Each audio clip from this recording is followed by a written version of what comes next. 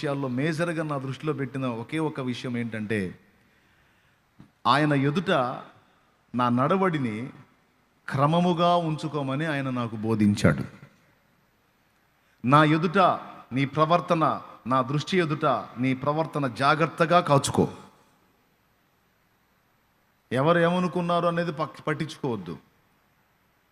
నా దృష్టి ఎదుట నువ్వు ఎలా ఉన్నావో అది ఒక్కడ చూసుకో, జాగ్రత్త పడు, నేను చూసుకుంటా ఇక మిగిలిన సంగతి అని చెప్పాడు. ఇప్పుడు దేవుని దృష్టి ఎదుట మంచిగా ఉండటం అంటే ఏంటి? ప్రతి విషయంలో మన మనసు ఎప్పుడు ఇదే ఆలోచించాలి. నేను ఇలా మాట్లాడితే ఇది దేవునికి నచ్చిద్దా? నేను ఇలా ప్రవర్తిస్తే ఇది దేవుడికి నచ్చిద్దా అనే అన్వేషణ ప్రతి విషయంలో ఉండాలి. ఆ పరిశీలన ప్రతి విషయంలో ఉండాలి.